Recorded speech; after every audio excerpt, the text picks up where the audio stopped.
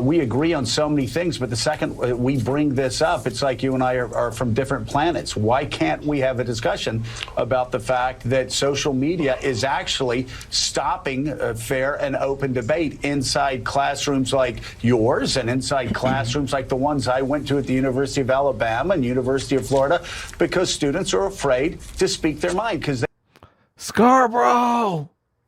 Where was this big brain on Scarborough when he was savaging Kyle Rittenhouse? That's what I want to know. They think their social life will be destroyed. Can you not admit that happens?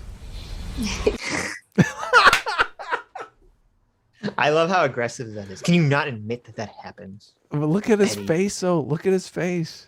His face says, no, I can't. I can't admit that happened. He literally can't. He literally can't. Yeah, because this is cognitive dissonance. You're witnessing it here in real time. Yeah. He's like, my entire worldview would have to collapse for me to admit that. This was a really interesting interview. Haidt was on Morning Joe. And even though we criticize Morning Joe pretty vehemently for their terrible Kyle Rittenhouse take, it's interesting in this interview, basically everyone but this woke professor they have on agrees with Jonathan Haidt. I'm not sure. Now, Jonathan Haidt does Jonathan Haidt's a very intelligent man, unlike us. He's very intelligent, and he phrases things in ways to not piss off the mainstream left, even though he's criticizing them.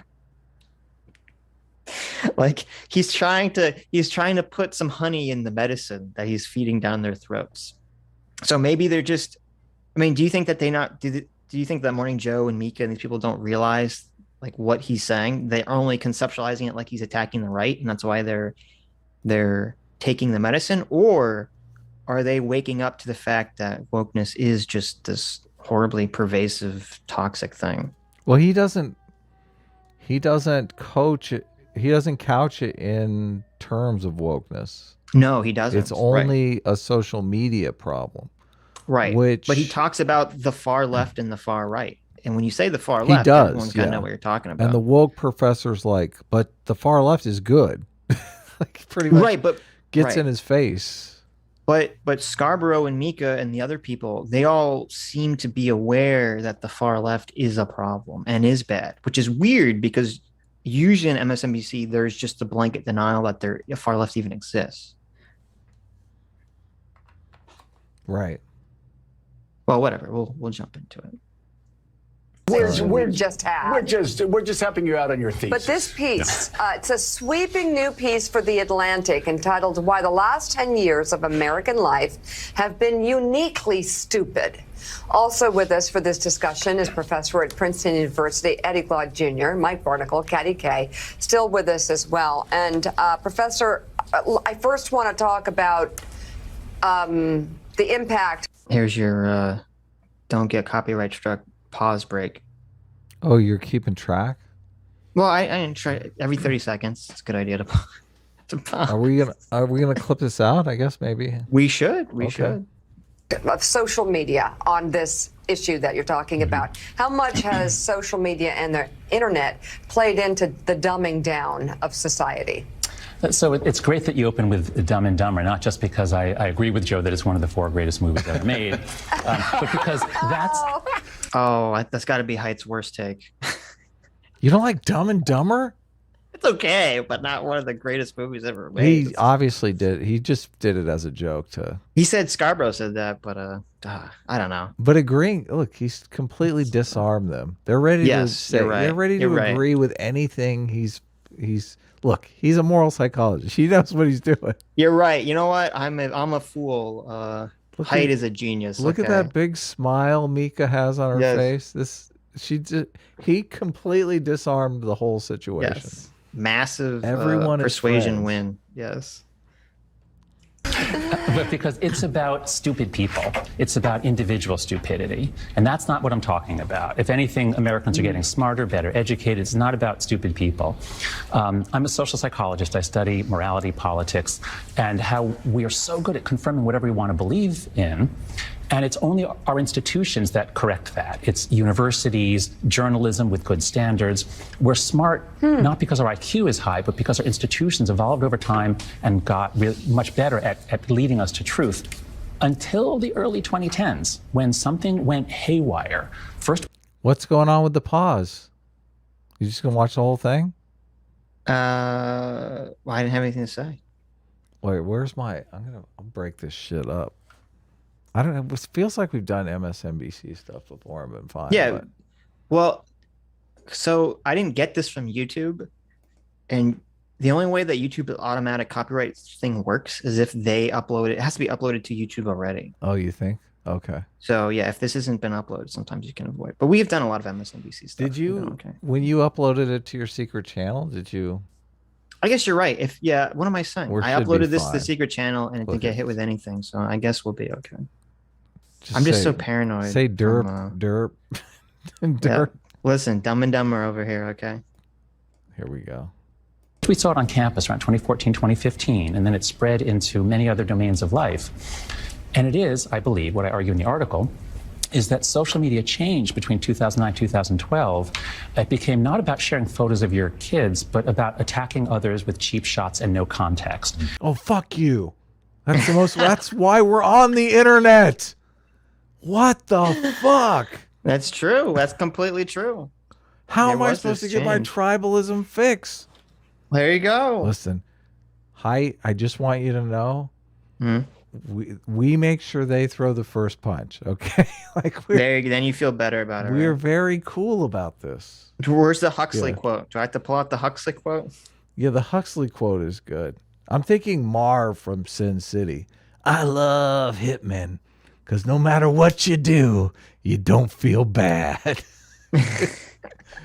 Right? I mean, we're going after guys who are, they're basically hitmen. The guys we're going after are political hitmen. That's true. All Vosh does is character assassination on his channel. All Xander Hall does is character assassination. They don't know any of the, they're not having honest dialogue. They're lying about people.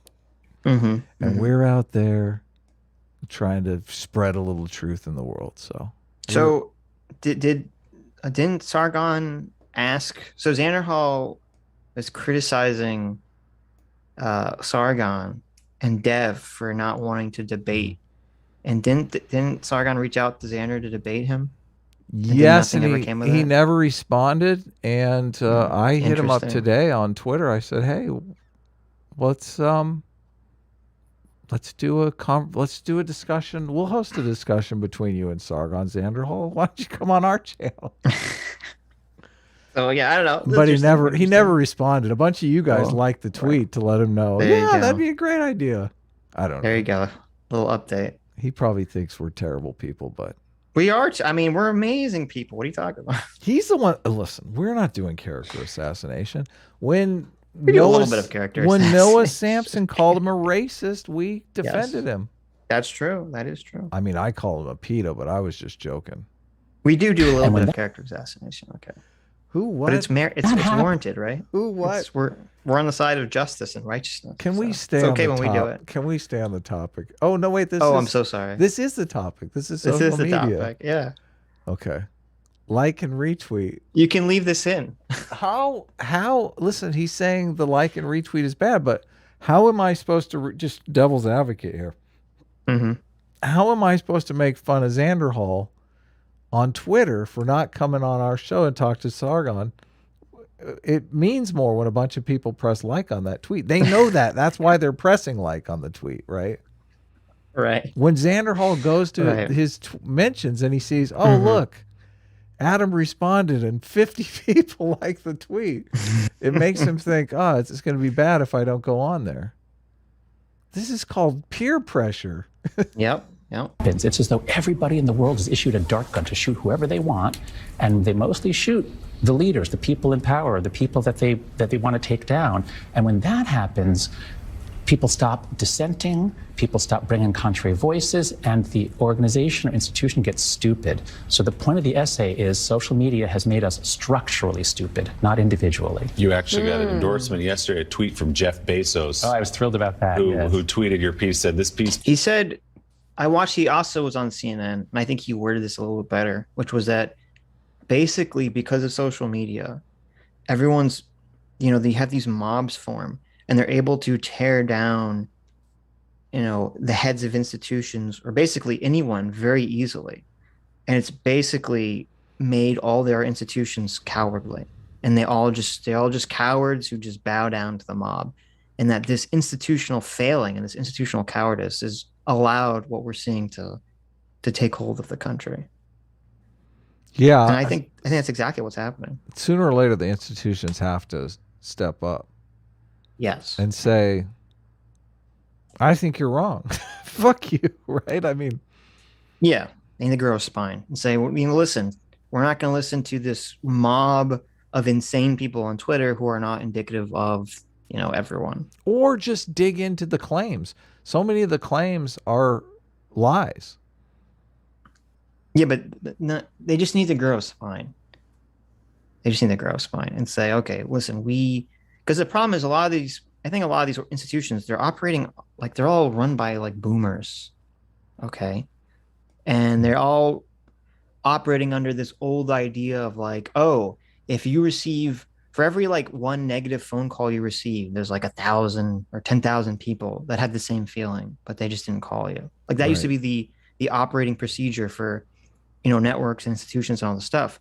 And so they kind of projected that onto social media where they think, oh, well, for every person that likes a tweet that craps on our institution because we didn't cancel someone for, woke reasons, there's got to be another 1,000 people or 10,000 people that didn't tweet that. And so they have like this completely inflated idea of what Twitter people, what the Twitter mob is and what they think that is. But it's really on Twitter and social media, it's the exact opposite. It's only the extremists, the political extremists are the ones fucking around on Twitter trying to get people canceled, trying to push these institutions into doing one thing or the other. That's not even remotely indicative of the general population at all. They have it completely backwards. Right. Yeah. That old paradigm, I think, is inaccurate in this day and age because completely the cost of taking time out of your day and calling someone or writing a letter or all of those things was so high, and now the cost of liking a tweet or retweeting is so low that I don't feel like the metric of one letter equals 1,000 people is accurate any longer. Yeah, no, completely. I mean, and not only is the cost different, but it like if you write someone an angry letter, right? Maybe you feel good, you're getting your thoughts out, but you're never going to get feedback from that ever, usually. But if you fire off some angry tweet at, Papa John's, because Papa John said, don't ever say the N-word, and he said the N-word. Okay. Yeah, you're going to have a bunch of people underneath that go, oh yeah, what an idiot. Or you're going to see a bunch of likes and it's going to make you feel good. So the incentives are completely different. So it's not only that there was cost, there's some emotional energy cost with sending a letter. When you're tweeting, it's like the inverse. You're getting the dopamine hit. You're incentivized to be a shithead on Twitter almost. You are. I don't do that on There Twitter. you go. Thank you. I'm nice. By Jonathan Haidt is thoughtful, beautifully written, and important, very worth the long read. And it is. It's going to start a lot of conversation. It already has. It's an extraordinary. And see, it's interesting. So why I like Haidt so much, because he's so intelligent in how he frames what he's saying. He can even get Jeff Bezos, who owns the Washington Post, who I think is part of the problem, to agree that this is a problem.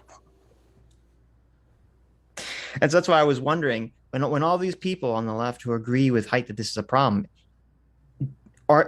is it that they feel comfortable enough that Haidt is couching what he's saying in language that's friendly enough that they don't have to worry about getting canceled for agreeing with him? Or is it just ignorance on their part, and they're only viewing his words as like right-wing trolls and Russian bots and that stuff? They only view it as Russian bots and right-wing trolls. That's all they do. You think? They think I'm not they sure. see I'm not sure. them. They're on MSNBC. They're like, oh, all of our. I mean, we'll get into it obviously because the guy who responds basically says that. Right. What about our people pressuring companies to deplatform Alex Jones. But the interesting thing is that he's definitely the odd one out on the panel. Yeah, well, they're all silently nodding along with him, though. No, I don't think so. It seemed like they disagree with him, but we'll watch. A piece. We were talking about those dart guns and the people who wield the dart guns, and how it is a small, loud, often extreme group who spends its time on social media, who picks up on the easiest way for them to hit at somebody. And by the way, sometimes the people they go after deserve to be criticized. They deserve everything they have coming, but oftentimes they don't. So how did we get to the point where such a small... See, he's not just talking about right wing when he says that. He wouldn't add that little caveat if he was. What was the caveat? That sometimes the people deserve to be gone after, but maybe not to the extent that they're gone after. That's what I'm saying. There is a... I feel like there is... No, he's talking about the Libs of TikTok account. Yeah, well, yeah, he's talking about the people they go after. There does seem to be this sort of awareness of what's going on, and they are part of the cowards. And they're just sort of they're just too hesitant to openly acknowledge this stuff. Yeah, I agree. Small group of people wielded so much power online. Yeah. So first, it's not one small group of people. It's 4 small groups of people. So Mark Zuckerberg often says, how could it be wrong to give more people more voice? Now that sounds good if you're going to elevate everyone, or especially elevate those who don't have voice. And back in the early 2010s, that's what we thought social media was going to do. Do we really need like the cutaway picture of Mark Zuckerberg, MSNBC? I think we all know what Mark Zuckerberg. I think we all know what the lizard man looks like. Okay. I know, they just got to throw it in there. They're like, look, we're talking about this famous person. Yeah, look, he looks like a weirdo. He does. Why does he get that data haircut? Jeez, just throw some dreadlocks or something. You're right. The hair, he's got kind of a very bizarre face. The hair just really accentuates all of the weirdness. He shows up at the barber and he like pulls out a picture of Spock. Here, cut it like this. Listen, he's a billionaire. Listen, he's a billionaire autistic nerd, Adam. Okay, no one's gonna tell him how to cut his hair properly. He's got the Leonard Nimoy one. There was a period where we thought, this is the best thing for democracy. Autocracy can't possibly withstand connected citizens. And that reached a pinnacle around 2011, 2012. But what happened after that, after social media got much more hyper-viralized, it wasn't like that in the early days. Once it became much more like you can shoot darts, things go viral. Once that happened, 4 groups really picked up the guns. 4 groups used them powerfully. It is the far right, the far left, trolls, who are always men, not women, they're always men who enjoy harassing people and get prestige from it. Fucking men. Sexist piece fucking men. Shit. We need gender equality in trolling, honestly. We need more female trolls. I disagree. I think this is male. Are you kidding me? That's completely true. This is male bonding that Haidt is categorizing as trolling. Well, okay. It's the difference between male bonding and then there's like the next level, which is like the toxic form of that. Right. Yeah. And then he's talking about the toxic swatting people and shit. Well, yeah, but even just swatting. There are people who enjoy just being malicious to people. Yeah, being a-hole. We enjoy that to some extent. But it's different. I mean, we're doing it in good fun. Sure. But of course, people could take it too far. But I'm just saying we need more women. Girls, you got to pick up your game. We need gender equality in trolling, honestly. Obviously, Haidt has never met Sammy G. He doesn't know what the fuck he's talking about. He's just insane. He does not... I'm going to send him some Sammy G pictures. There you go. Straighten his ass out. Sammy will draw some female pictures of Jonathan. No, don't actually do that. Oh my God. Don't actually do that. We need to get some of our based female audience to troll Jonathan Haidt. That would be so. There you go. That would be so. There you go. Take Kaval will get on the MPreg Jonathan Haidt train. Right, exactly. And it's tweet them at him saying, "I heard you said there weren't female trolls." Well, put that in your social site. Yeah, John Smith's in the chat. Yeah. Put that in your social psychology bong and smoke it. There you go. Or some sort of thrill, and Russian agents who have been expert at this, and they really kicked in their campaign in 2014. So, not that it's mostly their fault at all. I'm just saying 4 groups really started going crazy and shooting us and intimidating people, and that's when our institutions get structurally stupid. It wasn't like this in 2012. If you graduated from college in 2012, you didn't see any of this stuff. But you talk to students now, and it's like they self-censor, they're afraid of being ripped to shreds. So that's where we are now. So, Jonathan, the piece, the last 10 years of American life have been uniquely stupid. Could I suggest maybe you could change the tag title by the last 10 years of American life have been uniquely dangerous? And you mentioned 3 components that we used to have, that we used to share as a culture, that have been incinerated by what's happened in the last 10 years. Yes, that's right. So if you look at the history of democracy, it's pretty poor, and the Founding Fathers knew that. So they gave us a complicated system, which is a republic with democratic features, and Madison designed restraints and slow things down. So it's a complicated thing, and there's not a big margin for error. And to keep a large, diverse, secular country together, because traditional societies use shared gods, shared blood, and shared enemies to hold them together. That's easy. But a large, diverse, secular democracy relies on things like high trust, high social capital, shared stories, and strong institutions. Those 3 things are crucial. And if you go through them, social media is like an acid eating away at all 3. Yeah. So shared trust, we can't trust each other, we can't trust institutions, we're afraid to speak. So it eats away at shared trust. It eats away at shared institutions. It makes them structurally stupid, as I said, and shared stories. It used to be at least possible for us to mostly agree that something happened, and now people can construct these micro bubbles of meaning on any crazy conspiracy thing, and we can all see it on the other side of the aisle, but you can't. My question with this is the problem social media, like, on its own, or is the problem that social media gives, like, just the environment of social media gives and reinforces basically the far left and the far right to do exactly what he's talking about? Or is it social media itself that's the problem? Social media is the tool or the cause? The cause, yeah, right. Yeah. I guess that would be the succinct way to put it. I mean, it seems kind of like it's both, because the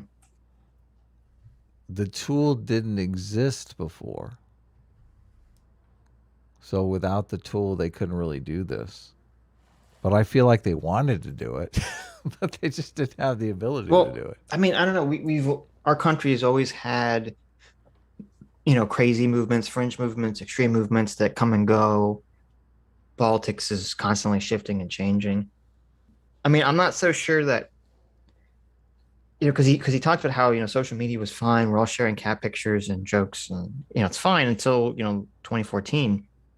And to me, it's like, okay, well, that's when wokeness really started to kick off, was 2014. And so it's like, well, if we had like an alternate universe where wokeness didn't exist, would we have any of these? Would we have the same problems? They just would look different. There'd be different politics that we're arguing about, or would we just not have these problems? And I feel almost like, I don't know. I feel like we wouldn't have these problems, at least to this extent, without wokeness. But is wokeness being caused by social media? I don't think wokeness is being caused by social media, but I do think social media is the tool that is spreading, ramping wokeness. up wokeness. Yes, right. Because as he's saying, and it makes sense, wokeness relies on being able to call someone a witch and burn them at the stake. Right. And without that, wokeness doesn't get off the ground at all. And social media is the tool that allows that to happen, allows you to label people a witch, allows you to burn them at the stake and cancel them, metaphorically. Well, and the wokeness is about seeking out racism, sexism, and homophobia.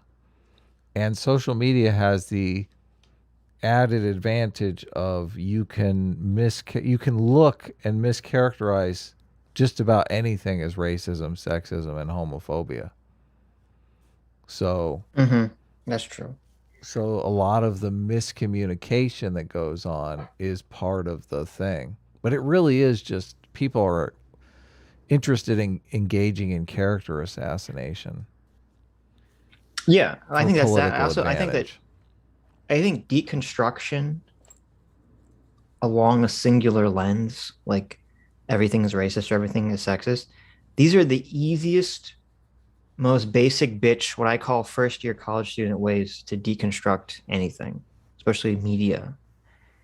And it's interesting, like you can always tell someone who's like a first year college student or has the first year college student mentality when they think they're so smart that they can look at a movie and they can deconstruct it along some very simplistic lens, like, well, everything is racist, everything is sexist, blah, blah, blah. And I think what happens is that you have people that they use this lens for the first time and they feel like it like hits all these dopamine centers. You use this lens and it feels like you're discovering some hidden pattern in life. And so you just keep doing it and you keep thinking that it must be true because it's making you feel good. It makes you feel like you're solving problems. You're detecting some deep secrets within our society by using this very simplistic lens. And I think that's part of the problem is that since the lens is so simple to use, even a moron can say, oh, everything's sexist, and then, force that lens into everything in life. And that, I think that is being spread on social media too. It's like everyone now is just a first year college student using these very simplistic tools. Yeah, Haidt wants to get it so kids can't be on social media, which probably isn't a bad idea. It isn't a bad idea. I don't know if it's possible, but it isn't a bad idea. I mean, it's hard for me to imagine not being a kid, when social media was around, but how crazy things would have been if it was when I was a kid. oh yeah. I mean, I remember how obsessed people were with AOL Instant Messenger, and that's like not even remotely comparable to this. Yeah, you just chat online. It's great. Right. And people usually had anonymous names anyway, You were Super Saiyan Goku 359 or whatever. Can't see is that there are people on your side also doing it. Eddie, first of all, it's great to see you. It's been too long. See, there you go. You can't see that there's people on your side doing it.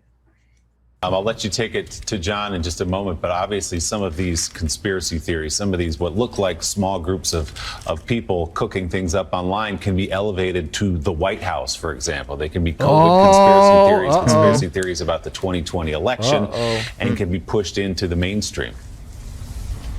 That's interesting. So he knows who he's talking to. So there's so much interesting like personal dynamics going on in this conversation. So when he's talking to Haidt, he's sort of signaling like, I know that wokeness is a problem on the left, but I can't say it. Like it's almost like he's in a hostage video. And then when he talks to the professor, who's part of this wokeness, he's like, let me frame this in a way that will make you feel better. Let me frame this as like, an anti-Trump thing. But the professor, like, he doesn't buy it. He understands what's being talked about. And he doesn't buy into that framing, which is fascinating. Well, absolutely. I think this is an important piece, and for a number of reasons, Willie. And it's great to see everyone. It's been too long, as you said. But I think it's important that we make this we make the argument a little bit more nuanced, right? I think. Okay, so a little more nuanced. Yeah. Right. So he's already like, oh, I think this is really great. That's really great. However, let's make it a little more nuanced. Now, have you ever read Herbert Marcuse? I'm curious because he has this idea that, when we beat up on them, that's good. When they beat up on us, that's fascism. Okay. So there's the dynamic. So the guy, so the host tries to frame it in a perspective, an anti-right-wing perspective. He knows that Eddie will like. Eddie sort of acknowledges that, but then completely just says, no. I know what's actually being talked about here. I know you're talking about wokeness. Okay. Yeah. Don't try to bullshit me. Come on. There's always been this worry about democracies, going back to Edmund Burke, that mass will dumb down, that somehow there would be a danger, that mass democracy itself would generate this kind of stupidity in some ways, that everyday ordinary folk can't govern themselves. This is a kind of long-standing worry. And I think Jonathan makes a very, very good point about the structural stupidity of the Republican Party and its material consequences. Okay. So when Jonathan Haidt says that there's an institutional failure, you like how he twists it around to like, Republican Party is stupid. Yeah, he's right about that. Yeah. Jonathan Haidt's talking about all institutions, my friend. Yeah. I'm really worried about the kind of moral panic around what might be called the so-called digital Jacobins and the work that they're doing. I wanted to press a little bit more about what's happening here. And this is the question I want to pose to Jonathan. And that is, who are these far left folk? That shorthand seems to be doing a lot of work. Are these the people who are arguing? Look at the look on Jonathan Haidt's face. I know. He's like, I can hear the elephant. I can hear it trumpeting. He's so used to this. I know. It's so funny. Right now you have Jonathan Haidt, basically Morpheus. He's outside the Matrix. He's looking in and he's saying, "Oh, look, it's a copper top." Yes. Safe in his left-wing moral matrix, where he's winning. He's fighting against the system. He's winning. I loved this interview so much because it's just like, this guy's like, oh yeah, everything you're saying, all the criticisms you're saying are so correct when it comes to the right. But when it comes to the left, you're wrong. You're completely wrong. Yes. Oh my God. You're right. This is the perfect Jonathan Haidt is Morpheus looking at someone plugged into the Matrix. Well, we see it all the time. That's the thing that Jonathan Haidt has gifted us. Yes. We see these people, and I think, yes. You're like half a person. You're so caught up. You're so caught up in this. Mm-hmm. It's literally like you are living in the Matrix. It's like you see a completely different reality.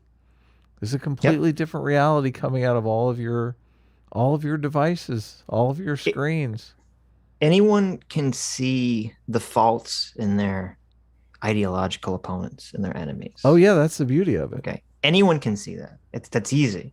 It's difficult to see the faults in yourself or on your side in your tribe. That's what difficulty lies. And you have to be forever vigilant for those problems. If you want to be a real person, that is. If you want to be outside the matrix. Yeah, if you want free will. Yes, if you want free will. It's amazing to me that there are college professors that don't have any free will. I mean, you say that. A lot of people would say, well, college is where free will goes to die. Which I would say maybe the opposite. It used to be. I would say certain disciplines. I don't think all college is bad, but I think certain disciplines, especially the sort of Marxist disciplines, are where free will goes to die. Because that's what grooming is. They want to remove your free will and supplant it and replace it with an ideology. Yeah. Right. Ideology is, by definition, just a stylized world that turns everything into black and white. It's so ironic that the non-binary people want to adopt an ideology that makes everything a binary between good and evil, racist and anti-racist, trans or transphobic. It's such a disservice that the Marxists were able to steal the word critical from us, because critical thinking is such an important concept. Yeah. And now it's just been so abused by critical theories, which is literally the opposite of critical thinking. But yeah, you're right. You're right. Critical thinking and critical theory are so far apart. It's sad. For a living wage? Or these are the folks who are pushing for criminal justice reform? Or these are the people who are arguing against Jeff Bezos and the billionaires? I mean, who are these far left folk who are throwing darts in the way that you're suggesting that they're throwing? He's obviously never watched Vosh's channel, has he? Right. Well, it's just if he frames it all as like the most positive thing ever, Right. Who are these evil far left you're talking about? These are just saints. They're just fighting for nothing but goodness. Okay, I know what you're talking about. It's all the rightoids that are the bad ones. Who are these people that are calling rank and file conservatives Nazi every day on Twitter? Right? Mm-hmm. I'm sure they're in his class though. They get in, he teaches like African American studies or something like that. Oh, does he? They briefly bring it up. What was the guy's name? Oh, I can't remember. We're at 7:30. We're supposed to. Dylan's supposed to come on in 15 minutes. So Eddie Glod Jr. We fucked up. How are we? I guess we can go back to this after we talk to Dylan. Yeah, of course. Wait, what's going on here? My browser's crashing. Oh no. Ouch. Google Chrome. Well, you're gonna have to press play again because I can't. And so, is Haidt talking about the far left versus the moderate left? And if the far left try to be... I mean, who are these far left folk who are throwing darts in the way that you're suggesting that they're throwing? So I love the phrase digital Jacobins. I think that is right. So let's try to be more nuanced about this. We easily think about a single dimension of... When he said digital Jacobins is right, he was like, oh. He's like, Jacobins were the far leftists during the French Revolution. So politics. And so, is Haidt talking about the far left versus the moderate left? And if the far left wants economic mobility and equality, is that Jacobinism? No, not at all. It's not a straight line. America's composed mostly of fairly moderate people on the left and the right. And then there have always been extremists. There have always been people who are radicals who want to tear things down. America and the American Revolution was a much more pragmatic revolution, unlike the French Revolution, which was a Jacobin revolution, very violent. So it's the sort of the authoritarians on the far right who are attracted to even neo-Nazism and militias. Those are an incredible danger to our country. On the far left, it's not people based on their policies. It's people who think they're so sure they're right. They don't care about due process. They will not listen to counter evidence. So if your group destroys dissenters, then you're usually going to be wrong in whatever policy you want. But if you're very aggressive about enforcing it, then that's what makes a left-leaning institution like a university stupid. We start doing things that we know don't work, but we feel like we have to do them because of the public pressure. So it's not defined by what positions you hold, it's defined by whether you think the ends justify the means, and any degree of intimidation, harassment, or humiliation of people publicly is justified because you're in the right. He's so smart. He's such a good speaker. That's such a fantastic way of framing it. So it's not necessarily about what you believe. Calm down, Eddie. Okay, I know you're a digital Jacobin, but calm down. It's not what you believe necessarily. It's that the ends justify the means. This consequentialist man attitude. There are no bad tactics, only bad targets attitude. That's the problem, Eddie. Yeah, he's getting a little flustered, isn't he? Yeah. Well, it's a really good way of framing it because that is taking the high ground. Because you can't. I mean, you can argue against that, but you can't really argue against that without looking like a fucking crazy person. Especially he does though. Well, I don't know. Does he? I don't think he directly says that is wrong. Does he? I think he just tries to change the subject. Say, well, I'm not talking about that. Oh wait, let me get up I had to separate this into two videos. Yeah, I'm sending the link to Dylan.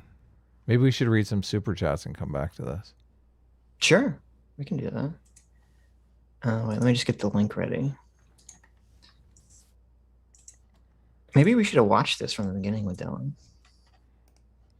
Could have been interesting, right? Maybe we'll go back. I'm sure. I think Dylan's a little farther left than us. Mm-hmm.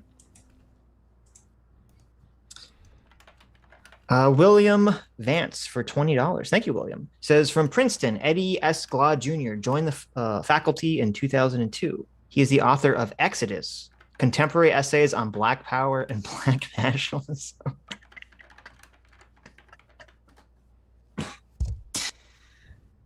Is that the guy? You looked him up? That's the guy.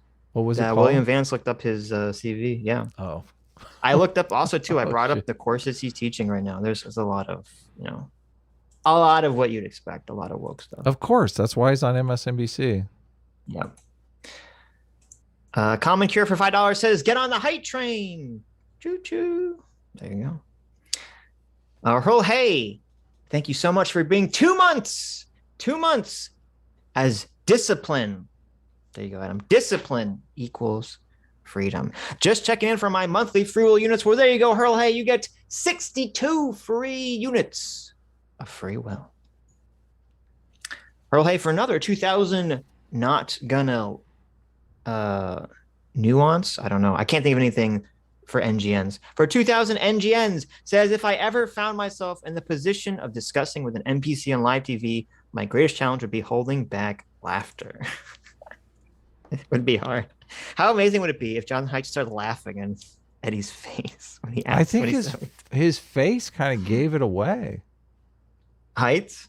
Yeah, I mean, he did smile. He did kind of smile. No, he grimaced. I saw a huge grimace. He was like, "Oh no!" Really? Wait, here let's it go comes. back. He grimaced. On the other side of the aisle, that we used to share, because traditional societies use. It used to be at least some of these what look like. It's a little. We make the argument kind of stupidity in some ways that everyday ordinary folk can't govern themselves. This is a kind of long-ending word, and I call these so-called digital Jacobins and the work that they're doing. I wanted to press a little bit more about what's happening here, and this is the question I want to pose to Jonathan, and that is, who are these far left folk? That shorthand. Okay, he's kind of smiling. No. Watch. And seems to be doing a lot of work. He's not smiling there. I guess you're right. He's like, are these? This is not a smile. Right, these the people who are arguing. That's not a smile. That's like, I'm going to spit my gum at you. For a living wage? Or these are the folks? Yeah, you're right. He's just like, folks who are pushing for criminal. He's like, no, you're completely mischaracterizing what's going on here, bud. He's all over it. Yeah. He's like, yeah. Haidt right now is thinking, these social justice warriors. Haidt is massively left wing, though. Yes. Well, you have to be clear, though. He's not far left. He's just very liberal. Yes. Yeah. When you say massively left wing, it makes you think he's like a communist or something. Well, justice reform, or these are the people who are arguing against. I can't even say massively left wing. I mean, but that's what that means. If you said, what does it mean to be massively left wing? Like, I don't. He's not. You used to be able to say massively left wing without thinking communist. I know, but we don't live in that world anymore, Adam. Okay. Well, I miss that world. Yeah. Wow. Are you ready, Adam? I'm ready. Part 2. Look at this. Look at the demoralized face of Jonathan Haidt. Okay, he's like, I got to deal with this woke bullshit. I got to pretend like this bullshit is meaningful. I know. Yeah, and let's talk about that, Jonathan, because Nick and I have heard. I'm sure you have. So many of us have heard. What are you laughing at already? Just the look on Jonathan's face. It's so fucking awesome. Yeah. He's like, so if you don't remember, because it was like 3 hours ago, Jonathan Haidt lays out why social media is making people stupider, destroying America, how it's both the left and the right's fault. And then the woke professor is basically like, no, fuck you. It's just the right. The left is fine. And it's all based off his intuitions that, we're winning. We control social media. Yes. John, wouldn't it be a bad idea if we got rid of the thing that we're completely calling our political oppositions racist on every single day? Mm-hmm. No, you don't understand. That's part of the problem. What problem? That's basically what's happening here. Not only students at universities, but we've heard students in high schools. We've heard parents of kids going to universities. That they just can't speak up in class anymore. We've talked about this a good bit on the show. because and you look at polls and the self-censorship, not just of conservatives, but of conservatives, of moderates, of liberals, and on college universities is extremely high. The sort of things that we could say when we were in college that may have been dumb, may have been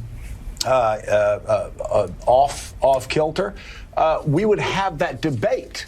And there would be the back and forth, and you would actually leave the class smarter than you entered the class. What's up? What happened? You gotta unmute Sorry, yourself. I muted myself. Yeah. What are you doing? Joe Scarborough had that terrible take for Kyle Rittenhouse, but this is a good take. This is a very good take. Right. You agree? Yeah. Yeah. People need to be safe and secure to be able to talk about their ideas, especially in colleges, without fear that they're going to be crucified in digital media, or as Jonathan Haidt says, the digital coliseum. Yeah, this is a perfect example, though, because you notice that Scarborough is stammering his entire way through this thing that he has to say. You're right. And That's the reason yes. why he's stammering is because he's got the Gestapo sitting right there across from him in the black professor that's sitting there going, that's a good point. I had no idea Scarborough was a neo-Nazi. I can't wait to put this in my next class. He's looking at Scarborough like he's the next Fox News host. The next Tucker Carlson. That's a great point. There is just a feeling now because of social media, again, from most of the students we're talking about come from families that voted for Joe Biden, and they will be voting for Democrats most likely when they graduate from college. But even they say, not just in elite institutions, in every institution, that they sit back and they're quiet in their class. And let me just say, as a guy that went to 2 Southern state schools, this is not new. It's just amplified. There were times I would say conservative things. I'd cite conservative judicial rulings and be booed in my class. And I would say, hey, this is Supreme Court precedent. But I was fine with that. The professor said, you're right. But now with social media, you say something in class that the digital, whether it's on the right or the left, that they oppose. Suddenly, these students say, my social life's over. That's right. So I think the way that I think about it, so, I've been a professor since 1995. I love being a professor. I love universities. And we trace our heritage back to Plato's Academy and to philosophers sitting around in a circle drinking and talking. And that's the way it was until around 2014. Obviously, I'm, making it seem more beautiful. There are always problems. But there was a feeling like in the classroom, we're doing classroom things. We're learning together. There was a sense that there were institutions and places that were separate from other places. And I believe what social media did when it got hyper-viralized is it dissolved all the walls between everything. So now everything is just Twitter. Everything is the same. And most of the students are lovely. Most of the students want to learn. But they're in class, and some students, a lot of them are on their phones, even while I'm lecturing. A lot of the students are so connected to their social media circles, they're not present. Can you imagine? You're lecturing and fucking half the class is on Twitter. Oh, I'm in Jonathan Haidt's class live tweeting right. Whoa, he's committed an act of homophobia here. That's so true. It's gonna happen. I mean, fortunately, I went to college when smartphones were just starting to be a thing. So it wasn't like half the class was just looking down on their phone. I can't imagine how terrible it's got to be right now. College has got to be. Everyone's just on their phone. What a fucking nightmare. Yeah, I know. But I mean, this is why Haidt is a national treasure. Okay. Yeah. Definitely. I mean, who else could go on MSNBC and get a host on MSNBC to acknowledge that wokeness is actually a problem? Yeah. Nobody. That's true. Nobody. Yeah. Thank you. Thank you, Jonathan Haidt. Thank you for your brilliant patriotic service to our great nation. And so if you don't have everybody at least on the same page, that we're in class now talking about ideas, and some people are doing their politics, their activism, their social reputation maintenance. You have total incoherence. And that's what it felt like, just things dissolved. And that's why when I was looking for the metaphor for this essay, and I reread the Tower of Babel story, it's this short little story in Genesis, and it's got this key line, which just, it just nailed it perfectly. God sees the humans building the city and this tower, and there's hubris, they're going to reach to the heavens, and he says, let us go down and confound their language so that they may not understand one another. And that was when I really felt like eureka, because I've been writing about tribalism and left, right, and binary, that I've been writing about that my whole career. But what's new since 2014 is that it's not just left versus right. It's everyone against everyone, and it's especially within groups. Yuval Levin, a brilliant analyst at the American Enterprise Institute, said the culture war is no longer just left and right shooting at each other. It's the left and the right, each retreating to their own spaces, where they fight over things about the other side that the other side doesn't even know are real, like the whole grooming thing. Yes. That's, each side has its issues about what the other side is doing, but they're also all yelling at each other. So it's chaos. It's the feeling of, if you were a citizen of Babel, the greatest city in... He said the whole grooming thing. Yeah, unfortunately, but listen, I'll take what I can get. I'll take the sentiment. When I said he was far left, I mean, you didn't. I mean, he lives in New York. Come on. So the grooming thing, which I thought we were going to get into with Dylan, but we didn't, because he's trying to be in discovery mode, which is fine. That's usually good for first conversations. But so the grooming thing that he's referring to is that there is this conflation intentionally that is being conflated to talk about sexual grooming with political grooming. Right. In order to win the conversation about, because generally when you hear someone say grooming, you think, oh, they're grooming you to, be a pedophile or to be a pedophile victim, I guess, or to be sex trafficked or something. Which in some cases, with some of the extreme, gender ideologies, that is the goal. But for a lot of the stuff, it's not necessarily to sexualize kids. It's just to politically groom them, to basically brainwash them, to be anti-American, to be pro, revolution, pro-Marxist, pro-CRT. We're grooming you for the party. Right.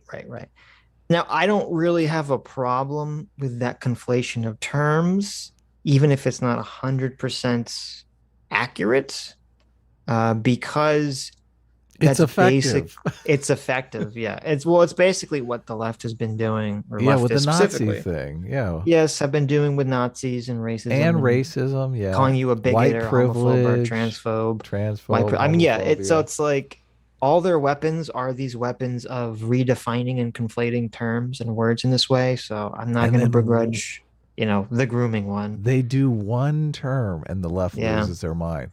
Yeah, this could hurt. This could hurt people. It is the most incendiary one you could come up with. It is the tactical nuclear weapon of things.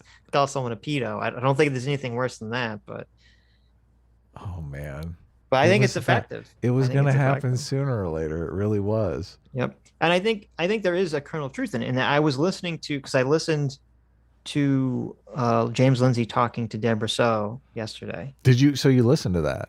I did listen to that. It was a really good conversation. Yeah.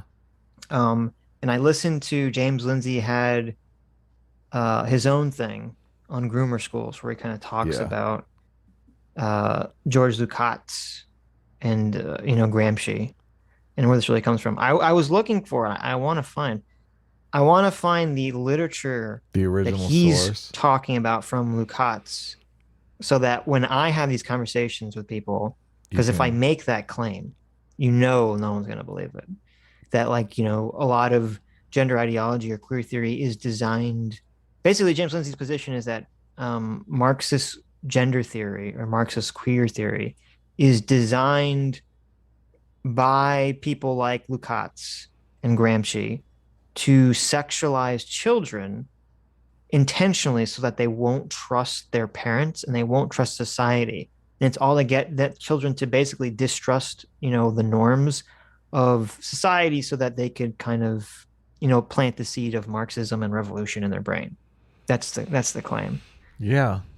They're literally turning them into the oppressed through the most fucking distasteful way possible. Right.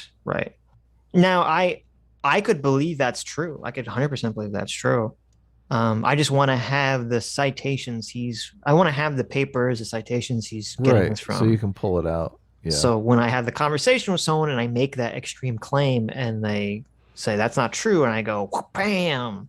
Yeah. I mean, let me read you this part from, George Lucat's or Greg Lucat's paper. So the CRT quotes that you always pull out are just devastating. The one about the guy who basically says the person who dresses like an attorney and acts like an attorney, well, he's not black. I mean, it's so crystal clear. Yes. It's not hidden in flowery language. Nope. I mean, it's Nope.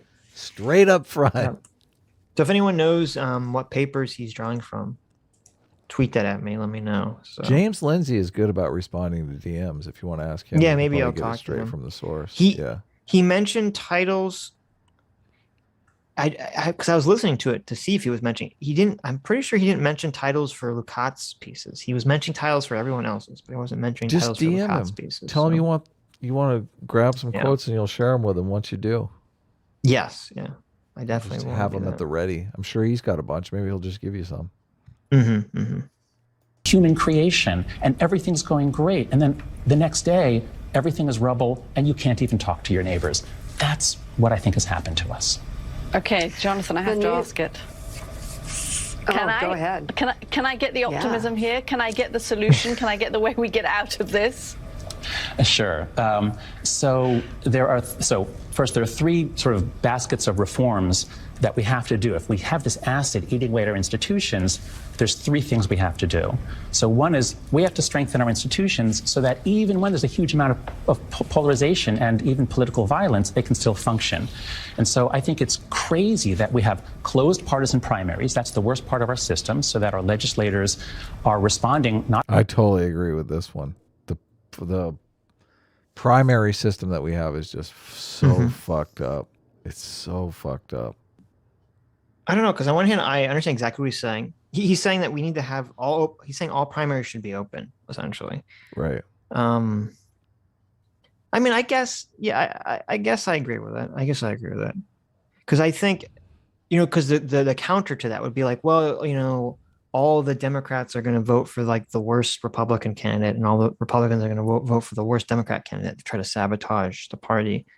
I don't think that's what would actually happen in actuality. No, they would probably vote for the one that they think is the one that if the least bad. Yeah, if they were forced to vote for, they actually would consider Right. voting for. Right. And I do think that would create a positive moderating influence on a lot of politics. Yeah. So they would vote for their crazy candidate in their own election. And then they'd vote for like whatever the moderate version of the opposition's was.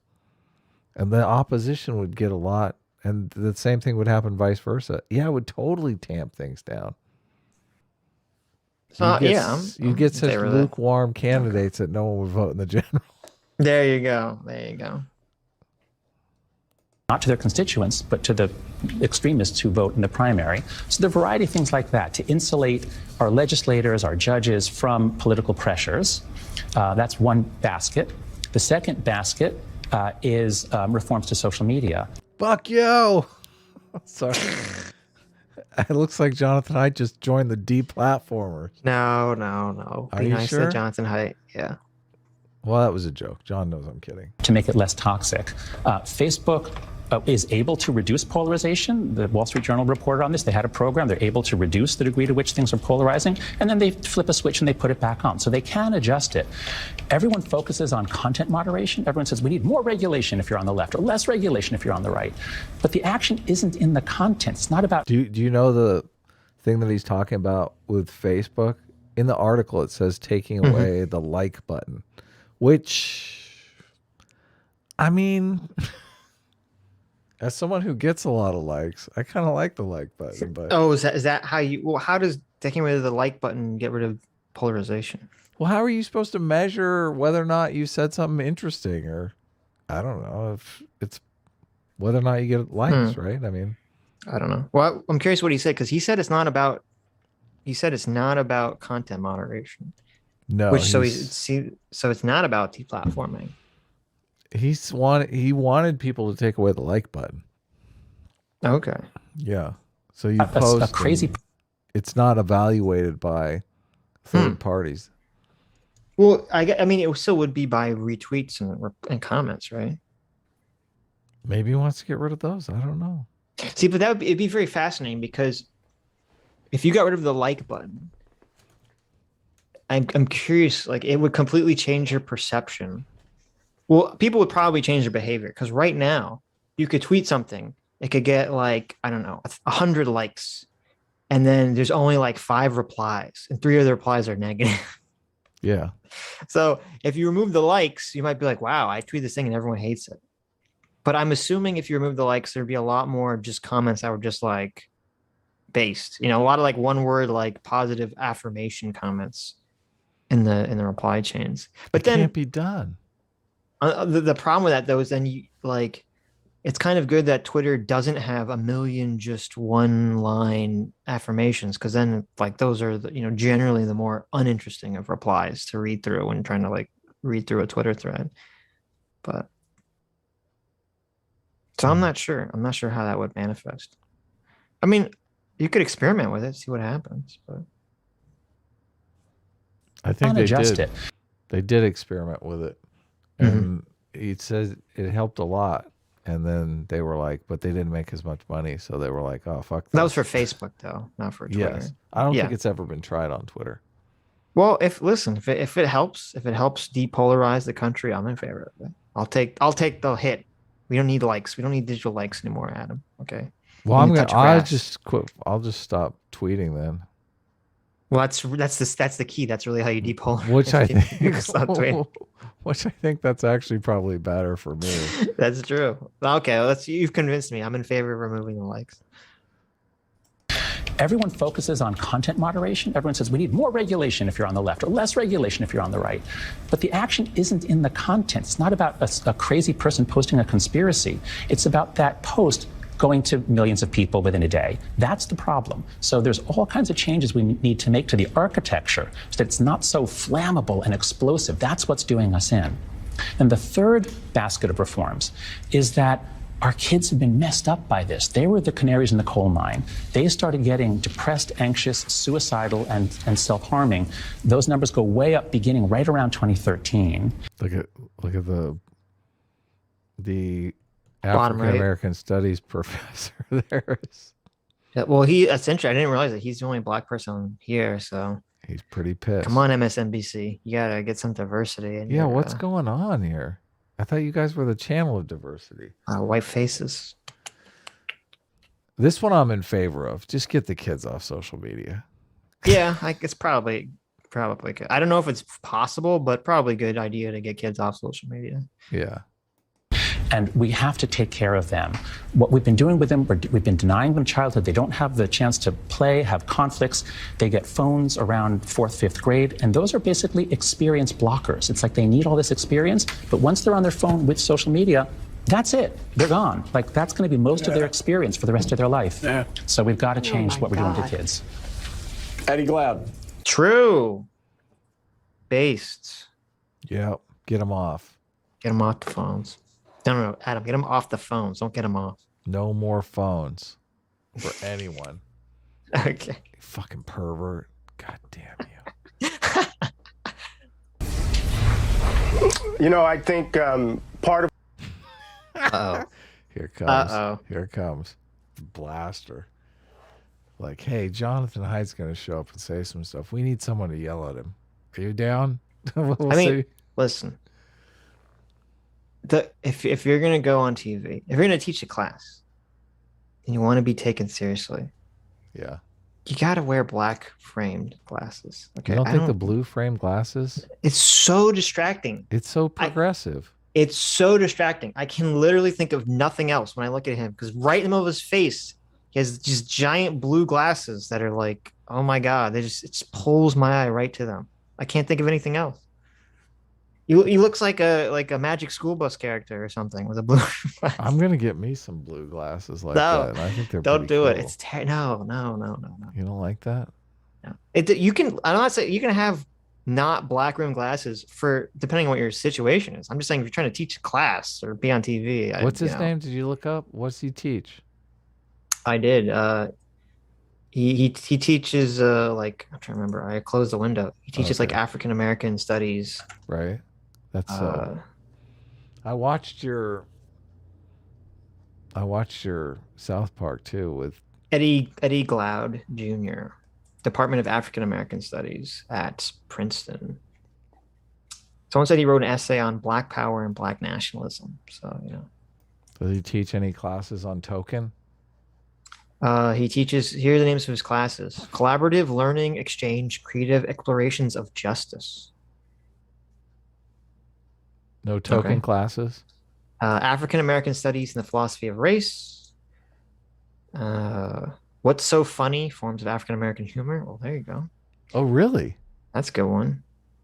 That would be interesting to take. Race is socially constructed. Now what? Question mark. They're like, we won on this one. Now what? Yeah. Oh wait, no. These aren't the ones he teaches. I misclicked. These are all of it. There's just a bunch of these. Jeez. It just seems to me that like I don't know. I understand people will take these classes. I don't have a problem with that. It seems like a way. Like, why would you major in this topic? Like, do you have no career options basically, except to be a diversity and inclusion trainer or to be another teacher? If you major in any of this stuff. Black Rage and Black Power. He teaches that course. Wow. There you go. Anyway, we'll talk about South Park. Nothing on J.R.R. Tolkien. Nothing on J.R.R. Tolkien. No. What we have to do is to take seriously the fact that we're struggling with who we're going to be as a country. From 2014 and before, we have been struggling with the fact that we're not just simply a white nation in the vein of old Europe, that white men... This is the part where Sitch was like, Sitch, come on, you can't even get through it without getting triggered. Just why are you interrupting? I was listening. I was listening to this part. This is about social. This is about social media, Sitch. Okay. This is about how social media creates alternate realities that don't allow people to speak to one another because they all have alternative facts. Okay. And so Eddie Gladwell here is like, listen, let me give an example of what Haidt's talking about by doing the very thing, by creating an alternative reality. That's fucking bullshit. You gotta at least let him finish, okay? Come on. It's so insane to me. Like, Haidt's over here dropping truth bombs about social media. He's giving you like good information about the polarization of America, and then fucking we got the Princeton professor Eddie Glaude comes on, and he just Princeton, Ivy League school, Princeton, and he gives you the most fucking dumb shit, simplistic, broken, cringe, woke take. Like, I don't know what Haidt's talking about. He just needs to get with the times. We don't live in, 2014 was when America was racist, and now we got to move on and understand America is not just for white people. It's like, oh my God. Does he say anything about the white faces on the panel? That's the question. I don't think he does, but he's thinking it. He's thinking it, and Joe Scarborough was thinking it. That's why he was kind of like. Why did you think he was stammering? Yes. Oh like, my God. Imagine. Fuck. You think some producer threw him in this situation? Threw Joe Scarborough, was like, what the fuck? Why'd you invite that guy on you? No, I don't think. I think they had him on specifically for this. They're like, okay, he's we have a professor. I don't know. Do you know what school does Haidt teach at? NYU. Okay, so yeah, we need like we need an Ivy League professor. We need someone else that's in this environment to talk about situation. Right. So. Oh no, it's even more hilarious, guys. It's We are to the most hilarious part. Hit it up. Part of what we have to do is to take seriously the fact that we're struggling with who we're going to be as a country. From 2014 and before, we have been struggling with the fact that we're not just simply a white nation in the vein of old Europe, that white men, cisgendered men, are the only people that matter. There has been an argument. Cisgendered men, only men that matter. That's why I was wondering if he had any gender courses too. I mean, he brought it up. Argument, a fight on the ground politically that has been happening. A white nation in the vein of old Europe, that white men, cisgendered men, are the only people that matter. There has been an argument, a fight on the ground politically that has been happening over the course of the 2014, over the course, and media has accelerated, has played a role in it. Social media has played a role in it. But we have to deal with the concrete material fact that we're trying to figure out who we are as a diverse nation in this country. And I think we need to grapple with that a little bit more directly. Nothing about social media. Absolutely nothing about the topic. Nothing about the topic. Well, no, it is. Because he thinks, okay, what he's saying implicitly by giving this answer is he's saying Jonathan Haidt and the people complain and everyone complaining about wokeness in colleges and in social media are just privileged white people who are upset that, you know, we don't live in a heteronormative cis white patriarchy anymore. That's what he's saying by giving this fucking insane bullshit answer. But what is that? How does that affect? How is that even related to the social media topic? That social because media what he's is tearing saying is us that apart, making us more partisan, making us he's hate saying, each other.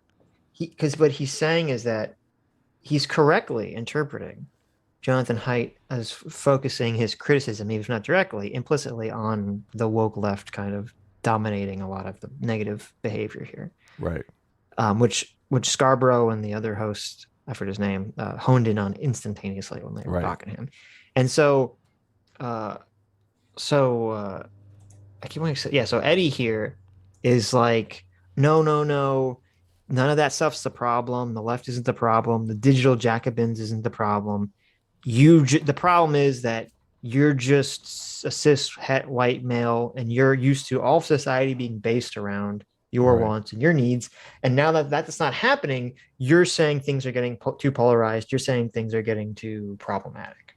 This is just white fragility, basically. Sitch Haidt needs to nut up and take his lumps on social media. That's essentially what his argument. Oh, okay. Yeah. Ouch. My God.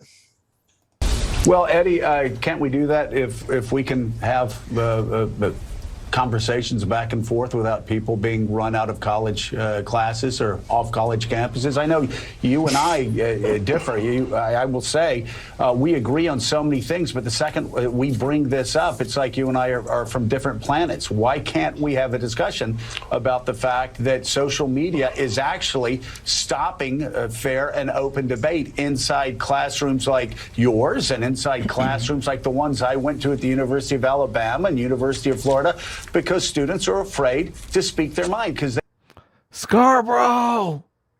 Where was this big brain on Scarborough when he was savaging Kyle Rittenhouse? That's what I want to know. Listen, this is why here at the Sitch and Adams show, we believe in forgiveness. We believe in redemption. Anyone can redeem themselves, okay? Look at this. Scarborough redemption here. Look at this. Yeah, people are afraid. I just watched a video the other day. That was one of those man on the street videos. I can't remember who did it. I think it was a smaller creator, but he was asking people, kids on college campuses, if they spoke up in their classes, and they were all, nah, that's not worth it. Yeah, why would you? Right, and and that was exactly what you brought up when we were talking to Dylan, where he's like, sometimes you look at censors things, himself. Yeah, and you say it's not worth it. And it's like, geez, if this is your job and you're self-censoring, I know. What chance does a fucking kid in college class have? I know. Oh, it's so bad. they think their social life will be destroyed. Can you not admit that happens? I love how aggressive that is. Can you not admit that that happens? But look at his face, though. Look at his face. His Yes. face says, "No, I can't. I can't admit that happened." He literally can't. He literally can't. Yeah, 'cause this is cognitive dissonance. You're witnessing it here in real time. Yeah. He's like, my entire worldview would have to collapse for me to admit that. So what does he do? What does he do, Sitch? I wish so badly that we had like the face shots of everyone there. Oh, I know. We need the See. 8. Yeah, I want to see Haidt's face right now. It's like this. It's like total double face palm. It's like, it really feels like, I'm reading into this, but it really feels like everyone in that room, except for Haidt, is like a hostage. And then there's they all know that the hostage taker is like got the gun on their back, and like Haidt comes in, he's like, that guy's got a gun on you, and they're like, oh, we can finally talk about the elephant in the room, and they're sort of talking about it, and then like Eddie over here, who is like working for the hostage taker, is like, shut up, there's no elephant, there's no one with a gun here, as he waves his gun around. Eddie, it's like they had to add the race component too. He's a black guy. It's so Right, that's true too. Yeah, and they don't want to come out against the black Ivy League professor. So those glasses, does he have another oppression point? Those glasses are so bad. Oh, God. Those glasses scream like he might have another oppression point on him too. And he did say cis. Well, and also, like, I don't know, it just makes me think he's from, like, what are Princeton's colors? Is they blue? Like, it just makes me look like he's wearing like his team, like his college is in like a sporting event right now, and he's rooting for his team or something. So they're not just blue; they're like those are like plastic. You won them like as a joke in kindergarten. Like those school. are popular. You need to stop. Okay. No, I'm not saying you can wear them sometimes. Sitch has no fashion. You can wear them sometimes. I'm not against. I'm just saying if you're being interviewed on television, you're trying to talk about some serious topic. Don't wear the, it looks like you pulled them out of, a garbage bin for kids, play hour glasses. Okay, that's all I'm saying. That's all I'm saying. Is that so much? Is that so much to say? These glasses say, "Sure, I live in Princeton, New Jersey, but I feel like I live in New York." And I think it looks like, I don't know if it's just the camera, but doesn't it look like the lenses are tinted blue too? Yeah, that's like got anti-glare stuff on there. So it's just, I don't know. Sitch, I've only hung out with you a couple times, and your fashion sense didn't scream, "Oh, I pay attention to what I'm pulling out of the closet." So I'm just. What a fucking! Do you hear this fucking guy? Do you hear this motherfucker? Well, I thought they might have my fashion. I thought they might have lost your bag at the airport or something. Wow. Listen to this fucking joke. I'm here all week. Look at this fucking guy over here. You think he's so funny? Actually, I'm here. Think he's so funny. I'm here on Sunday. Okay. He's got the blue. He lives in the left wing bubble, so obviously he has the glasses that tint everything blue. Okay. Right. It tints everything to be blue pilled. That's what's happening. Okay. That's why. That's what it is. I just ultimate realized blue pill. That's what it is. Those literally, the glasses he's wearing were the same glasses that what's his face was wearing in the Matrix. Oh yeah, it's true. What's the actor's name? Oh, I can't remember. Cypher. No, Neil Patrick Harris. The guy who wanted to go back in. No, Neil Patrick Harris. Oh yeah. Remember Neil Patrick You're talking Harris, about Matrix 4, that piece? I'm talking about fake. Yeah, no.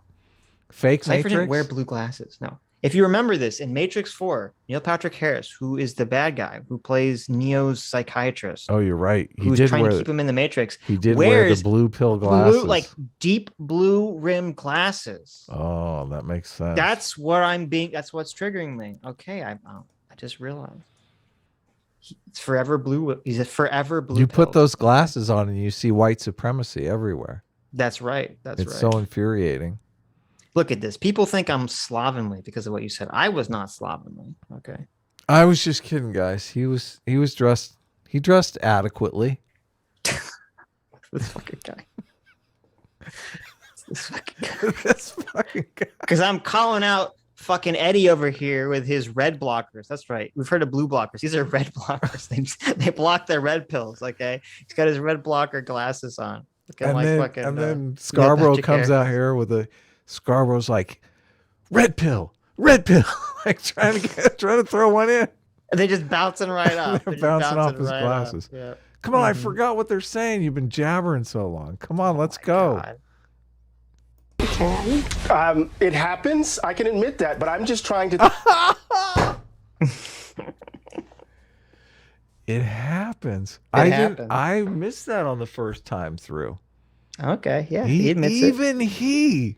Professor Blue Pill Glasses, Professor Blue Pill, admits that it happens in his classes. Professor Blue Pill in the library with the white fragility.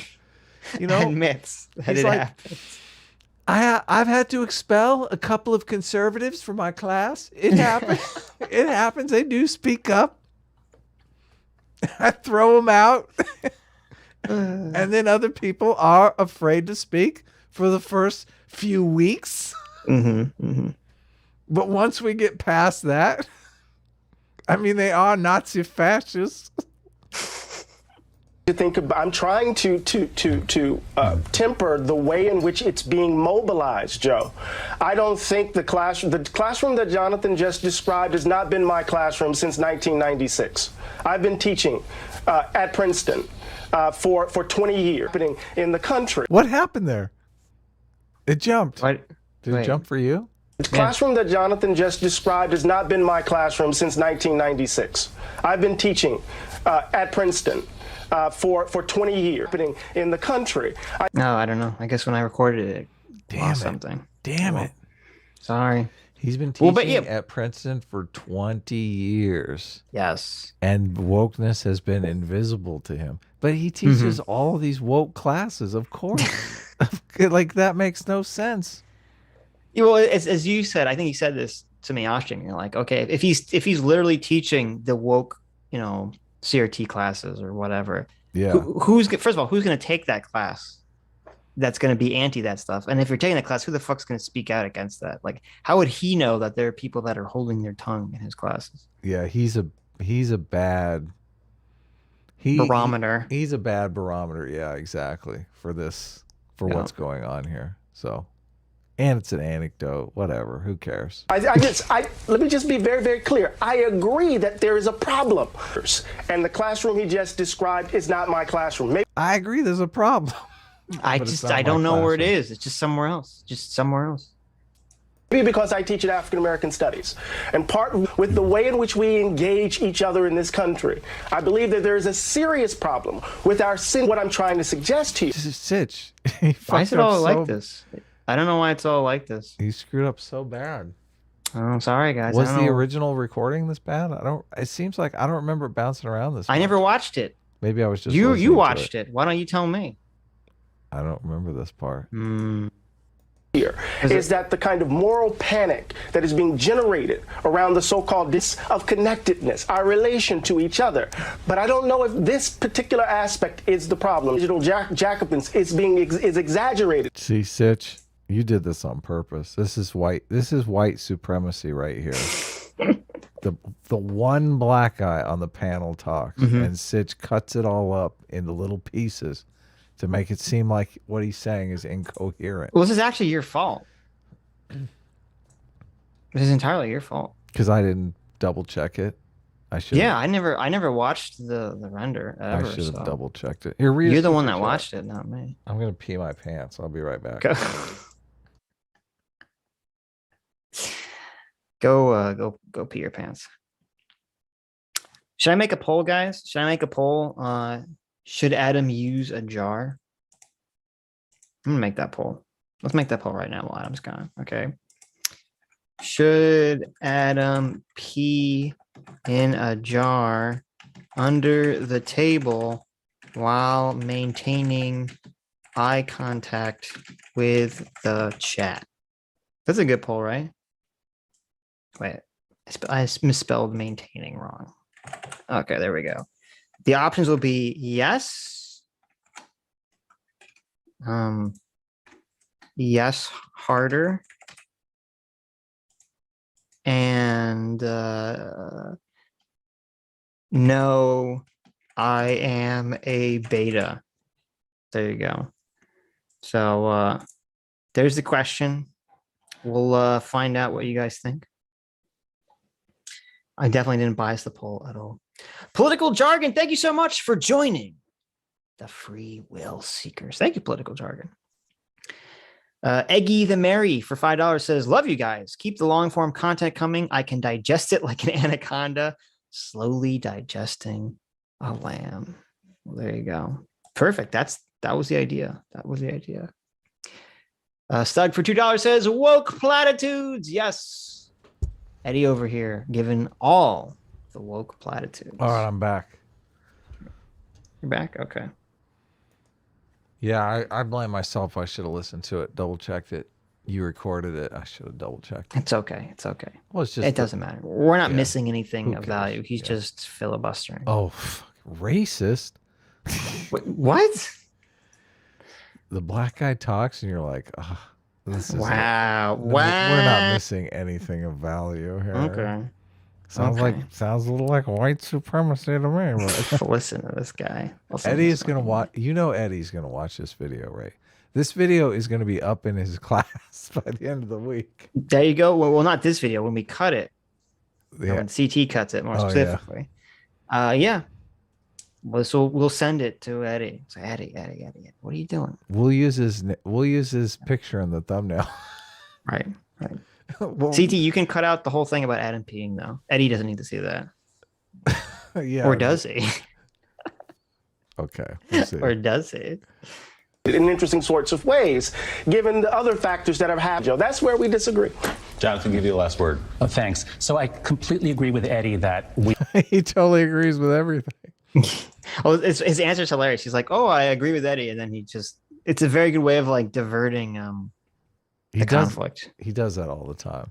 Yeah. He always says, "I agree," and then just says whatever he wants to say.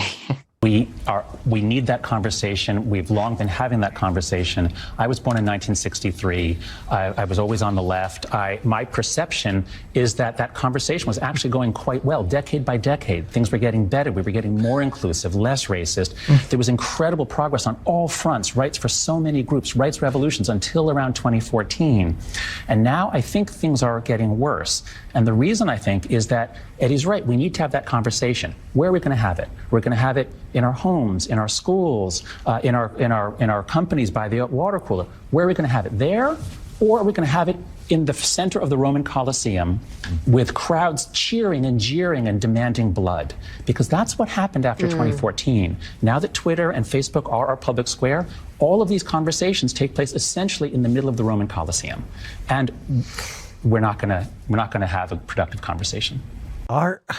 Based.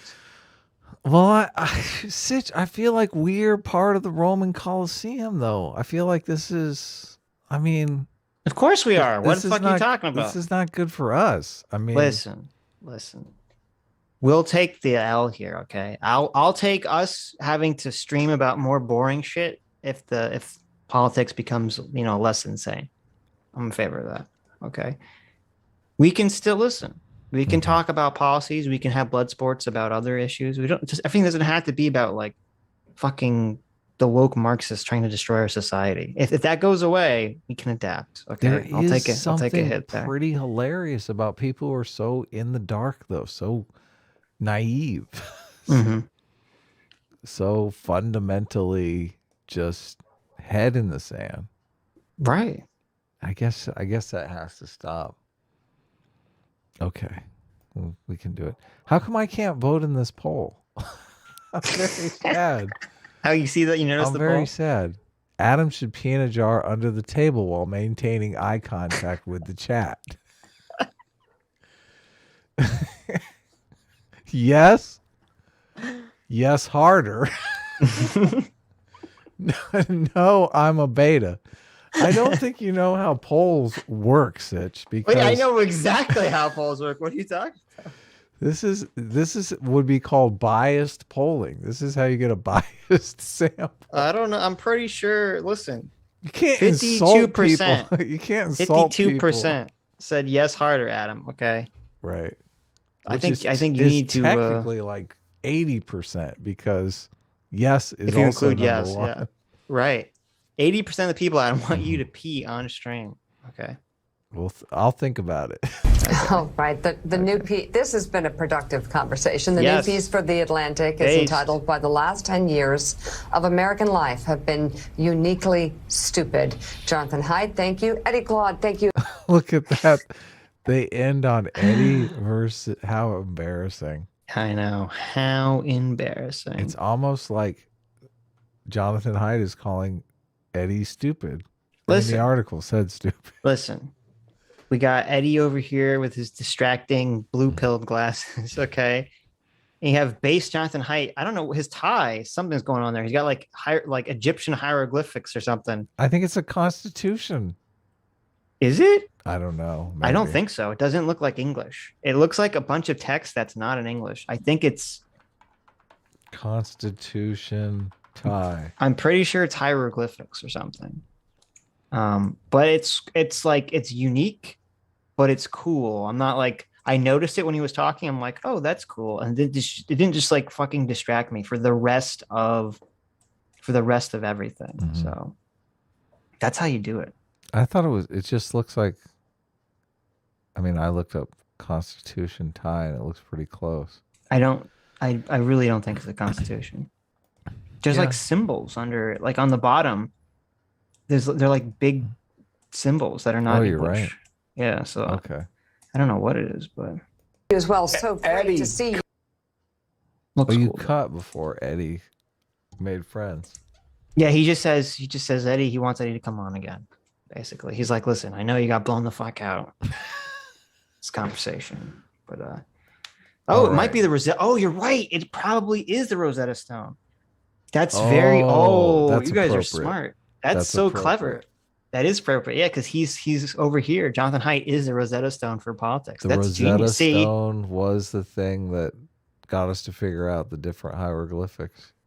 right. Oh, that's genius. Jonathan Haidt is genius. Look at that. You're right. I just looked it up. I found the exact tie he's wearing. Rosetta Yeah. Stone tie by Wild Ties, black microfiber. Yeah. The That's chat so is clever. so much smarter than Sitch. You know what the chat is, right? The chat is like a collective consciousness to Right. I figure know. out problems. Okay. Yeah. That's so clever. Look at how he's so clever. He's wearing a fucking Rosetta Stone tie. His little like Haidt- Easter egg. Haidt Look, he's is got a the- fucking Listen, you got Eddie over here. His Easter egg is that he's blue pills. Okay. And he's the fucking guy from the Matrix. He's the bad guy from the Matrix. And you got Haidt's Easter egg is that he's based and he's translating things for all of us. Yeah. Sweet. Hi, you just listened to a clip from the Sitch and Adams show. If you like what you heard, you can listen to our live show right here on this channel on Sunday, starting at 1 p.m. Pacific, 4 p.m. Eastern. And if you want, you can super chat us. We read $20 and up super chats on the show and then do a follow-up stream on the following Tuesday where we read the rest of the unread super chats and interact with fans of the show. Subscribe to this channel right here to listen to the live show or to listen to more of our awesome clips.